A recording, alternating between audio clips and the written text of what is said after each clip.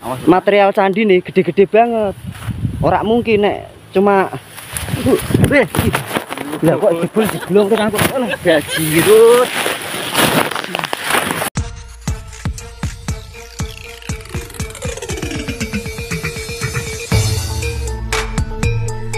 Assalamualaikum warahmatullahi wabarakatuh. Dalam rangka melaksanakan kegiatan masa libur kerja, saya bersama teman sudah menjadi kebiasaan untuk melakukan penelitian yang menurutku penting dan mungkin tidak penting untuk orang lain. Seperti pada awal kata pendahulu ini, saya menyatakan bahwa diri saya bukanlah jebolan sekolah akademis yang memuat tentang perjalanan jenjang pendidikan sekolah perguruan tinggi, entah perguruan tinggi negeri maupun swasta.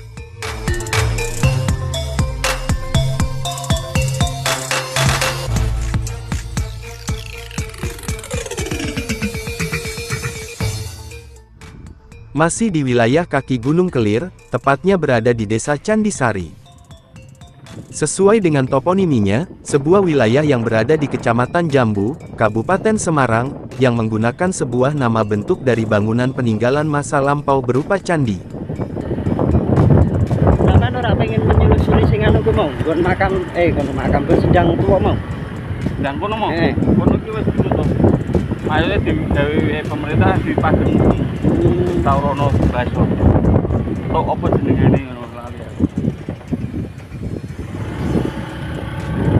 Untuk sebutan candi itu sendiri, tidak hanya di Jawa Tengah, Jawa Barat, atau di Jawa Timur saja. Objek tersebut tidak pernah berubah dari segi penyebutannya. Setiap penemuan bangunan klasik berupa tempat pemujaan, bangunan petirtaan kuno, bahkan bangunan tempat Brahmana menuntut ilmu keagamaan. Hampir sebagian lapisan masyarakat sering menyebutnya dengan penemuan candi, yang merujuk sebuah bangunan pemujaan kuno masa itu. Coba kita mengadakan pembuktian yang berikutnya. Setelah beberapa momen-momen dan kajian-kajian literasi secara langsung, ketika ada bangunan candi, pasti di wilayah tersebut bisa ditemukan situs makam sepuh atau makam tua. Bisa kan tuh? Wis dikek iklan. Dikek iklan.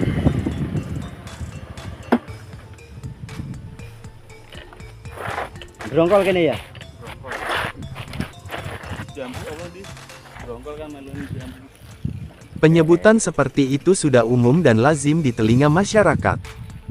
Keberadaan atau temuan di sebuah wilayah, kadang dipergunakan untuk penyematan nama daerah yang secara kebetulan terdapat objek-objek yang dimaksudkan. Berarti radius Candi Ngembat mau karo Sendang, karo candi iki piro? Nek sekilo ra ono ya, Kak ya? Sekilo ra ono. Tengah Situs Candisari. Oh, wis dikeki nganu pager. baru berarti. Sampai di foto-fotone lama tuh, Kak? Foto-foto pas pertama kali ini? Iya. Oh. Misalnya, sebuah wilayah atau contoh nama-nama desa yang menggunakan sematan dari penyebutan situs purbakala. Dan dipastikan terdapat situs bersejarah seperti Watu Agung, Krajan, Watu Kenteng, Sapen, Candi Rejo, Candi Sari, Beji, Kali Beji, Kali Rejo, Sumberjo, Kali Taman, Kali Sari, Tempuran, dan mungkin masih banyak lagi contoh dari sebutan wilayah yang menggunakan nama situs purbakala lainnya. Sama halnya Desa Candisari, Kecamatan Jambu, Kabupaten Semarang ini memiliki bukti dengan adanya jejak peradaban masa lampau, berupa situs bangunan klasik masa Hindu kuno. Bangunan tersebut diketemukan oleh warga yang sedang menggarap lahan pertaniannya. Kegiatan itu dilakukan saat akan memulai masa tanam. Sebuah komponen batuan candi berbentuk balok dengan ukuran yang lumayan cukup besar. Alat cangkul ketika diayunkan membentur salah satu dari komponen yang berada di dalam tanah secara tidak sengaja. Dari penemuan panel itu, petani melaporkan kejadian yang tidak terduga kepada salah satu tokoh masyarakat di desa, yang mendapatkan tanggapan dan ditindaklanjuti, lalu laporan tersebut dilanjutkan ke Dinas Pamong Budaya setempat. Dari Pamong Budaya Kecamatan Jambu, laporan tersebut dilanjutkan ke BPK Wilayah 10 Jawa Tengah. Dan dengan waktu yang ditentukan, lokasi yang kedapatan temuan panel sebuah bangunan, ditindaklanjuti dan dilakukan eskavasi.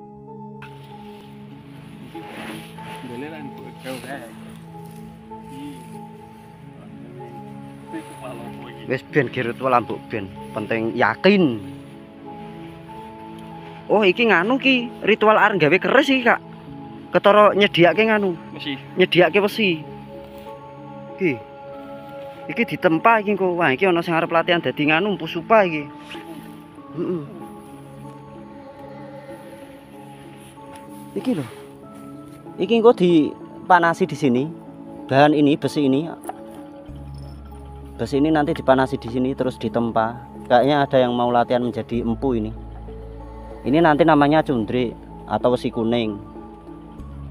Dan ini nanti hasilnya akan menjadikan kekebalan tubuh. Jika diplat bunyi ting. Nih. Ora kuat to Kak, sakmono gedene yo. Oh, ada. Oh, lha iki jek ono sisane kok Kak ning jero Kak. ya kan iki Iki lho. Oh. Oh. Nah iki sakmono gedene jelas ra iso ora kuat munggahke kok Kak. Heeh.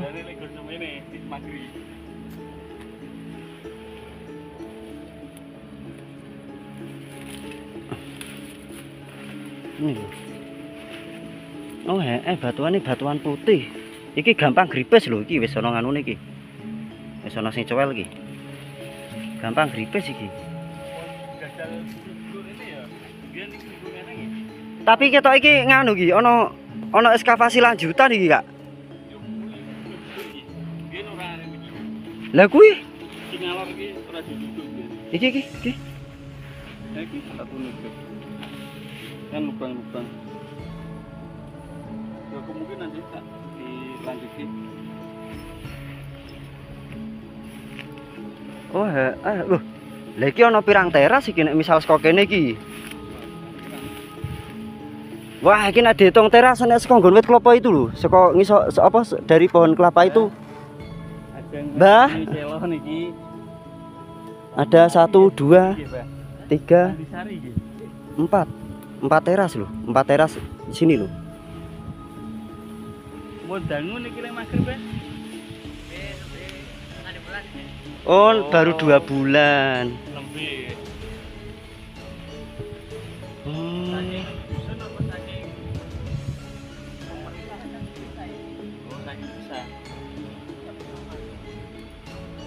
Apa? Seko?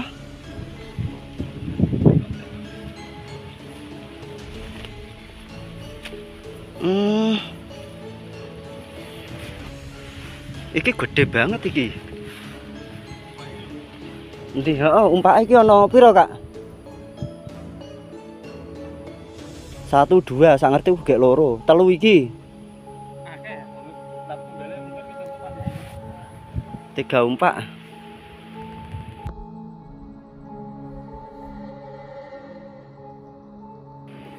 Sik 3 umpak ini.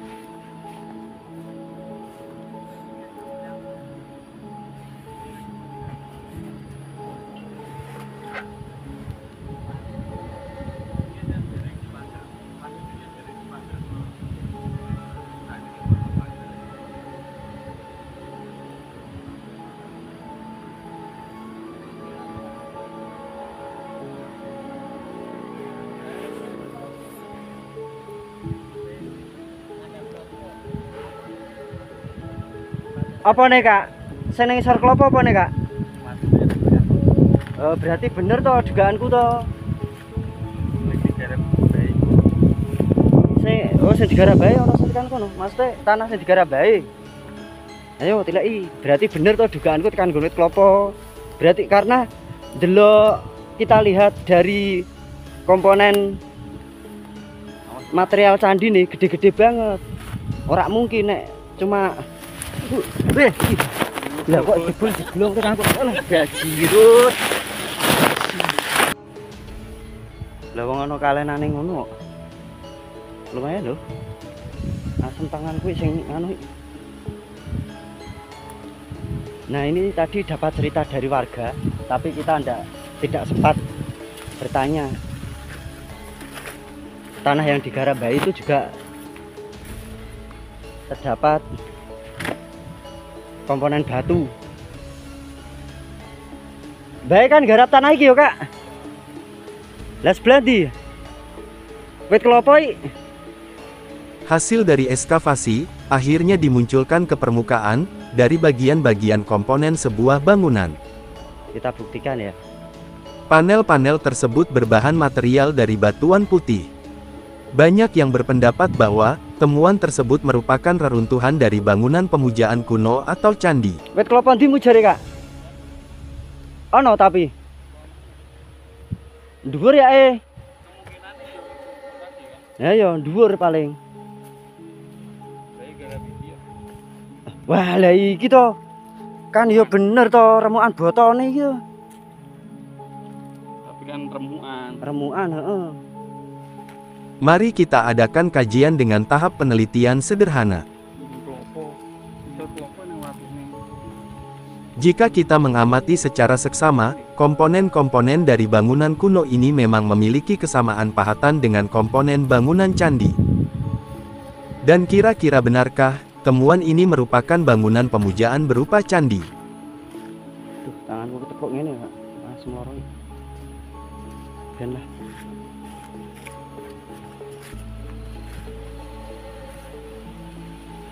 Ini ya, Kak ya. Masa apa dia? Masa rumput men ini gitu. Heeh.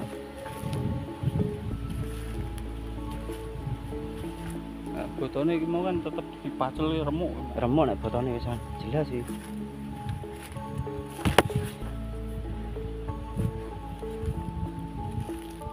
Remuk nek botone iki wis. Ya bener nek bae.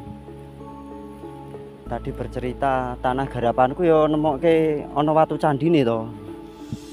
Ning isor wit klopo dugaane wit klopo yang ini karena di sini mungkin nganu ya Kak ditemokke jur dikuburne.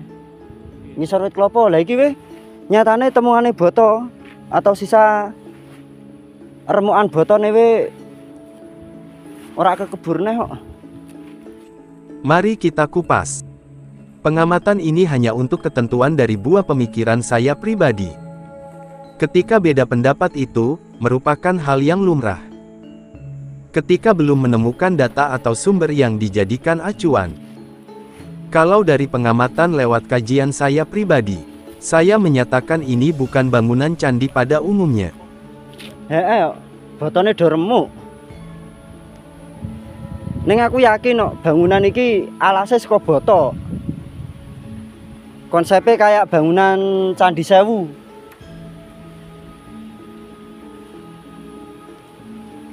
Yang harus memiliki panel-panel penghias seperti kemuncak dan antefix, sebuah panel penghias yang terdapat pada bagian puncak atau mustaka dengan sebutan sefarloka. Abuh ketok indah ada. Abuh ya. Semoga gulung kok. Ornamen relief yang terpahat di bagian tubuh atau bufarloka. Antefix panel penghias bagian atap atau sefarloka. Dan panel penghias antefix yang berada pada bagian selasar atau burloka. Namun, temuan bangunan ini hanya panel-panel bagian selasar saja, atau bagian paling dasar dari sebuah bangunan. Oh iya. Oh lah ini.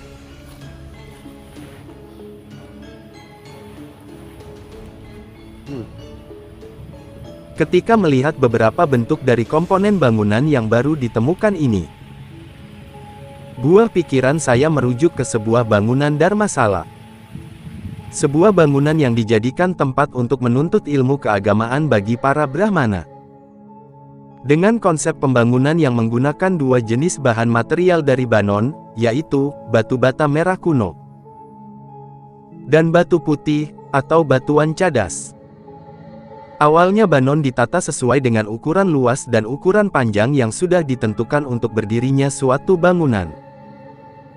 Banon ditata rapi seperti halnya menata ubin untuk lantai. Penataan banon sebanyak 3-5 lapis, sebelum komponen untuk bangunan yang berbahan batu cadas dipasang atau diberdirikan.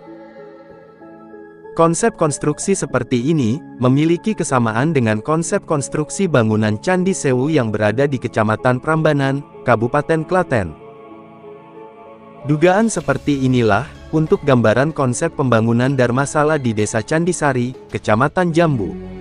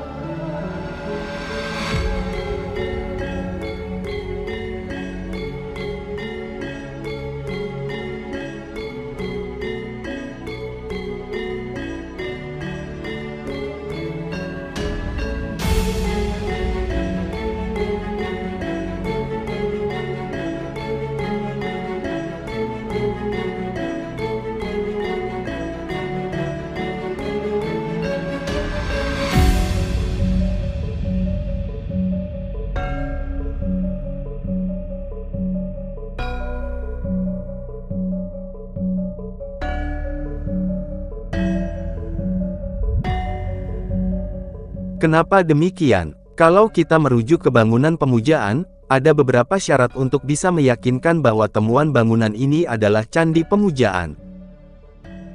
Seperti keterangan di depan yang sudah saya sebutkan. Setidaknya menemukan benda-benda terpenting seperti jenis-jenis arca, beberapa hiasan yang mampu dijadikan sebuah rujukan dan pernyataan bahwa temuan itu merupakan bangunan pemujaan. Tidak berhenti sampai di situ saja, ada syarat yang mutlak untuk bisa memastikan sebuah tempat pemujaan. Yaitu, lingga dan yoni, bagian yang diutamakan, atau yang terpenting dari pemujaan. Untuk bisa disebutkan, atau untuk bisa ditetapkan bahwa temuan itu adalah bangunan candi, haruskah memiliki syarat dari ketentuan itu semua?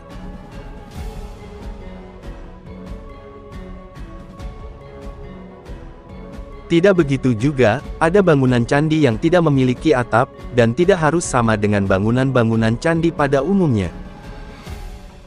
Sebagai contoh, bangunan Candi Kimpulan yang berada di dalam Universitas Islam Indonesia Jogja.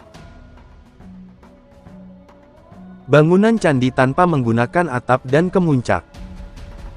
Akan tetapi, untuk bangunan kuno yang berada di dalam Fakultas Universitas Islam Indonesia Jogja memenuhi persyaratan untuk disebut sebagai bangunan candi tempat pemujaan, karena terdapat temuan lingga yoni, dan beberapa temuan arca.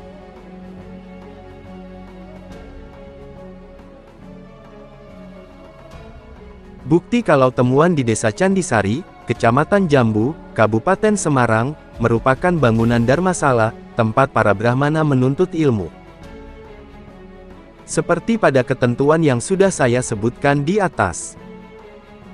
Panel bangunan ini memiliki perbedaan dengan panel bangunan candi pemujaan. Temuan situs Candisari memiliki 8 umpak yang difungsikan sebagai lapik penopang komponen yang berbahan baku dari kayu. Berbentuk kotak pada bagian sisi-sisi luarnya, dan berbentuk lingkaran pada bagian penampang atasnya. 8 umpak, berarti memiliki 8 soko guru yang ditata secara berurutan. Ke-8 soko guru tersebut terpasang kuda-kuda berbentuk segitiga. Setiap 2 soko guru yang ditata saling berurutan, 4 soko guru berada di sisi samping kanan, dan 4 soko guru ditata berurutan berada di samping kiri. Tepat berdiri di atas umpak atau lapiknya. Setiap 2 bagian ujung atas soko guru, akan terpasang 1 kuda-kuda yang saling mengaitkan. Jika itu semua sudah terpasang secara berurutan, maka sebuah bangunan berbentuk pendopo yang akan nampak kelihatan wujudnya. Dharmasala tidak harus memiliki jenis arca atau lingga yoni. Karena, fungsi Dharmasala tersebut adalah tempat untuk menuntut ilmu, bukan tempat untuk pemujaan dewa yang diyakininya. Karena, dalam sistem pembangunan tempat untuk pendidikan Brahmana menuntut ilmu, fasilitas untuk pemujaan sudah ada bangunannya sendiri. Itu artinya, bangunan candi sebagai pemujaan ada sendiri, dan Dharmasala tempat menuntut ilmu ada bangunannya sendiri. Dan kedua bangunan memang harus saling berdampingan. Walaupun, jarak tempuhnya paling jauh kisaran 100 meteran. Kira-kira, jika temuan bangunan kuno yang berada di desa Candisari merupakan Dharmasala, terus keberadaan bangunan candi tempat pemujaannya di mana? Jarak antara Candi Ngembat dengan temuan situs di desa Candisari tidak terlalu jauh. Radius 200-300 meteran. Karena, antara Candi Ngembat dan temuan situs desa Candisari berada di antara sendang kuno yang diapitnya. Ada Dharmasala, ada sendang kuno dan ada candi untuk pemujaannya. Dari sini, nanti kita akan membahas satu tempat lagi, masih di desa Candisari. Tempat tersebut merupakan komplek pemakaman umum yang secara kebetulan banyak ditemukan sebaran bata-bata kuno atau banon. Kira-kira, menurut kajian ini, akan mendapatkan sebuah jawaban yang bisa ditentukan sebuah bangunan pemujaan atau bangunan Dharmasala. Jaraknya dari temuan situs Candisari atau temuan bangunan Dharmasala tidak terlalu jauh.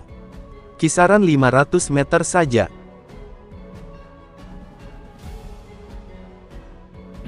Kita habis dari dua objek. Yang pertama Candi Ngembat. Iki dina Kak?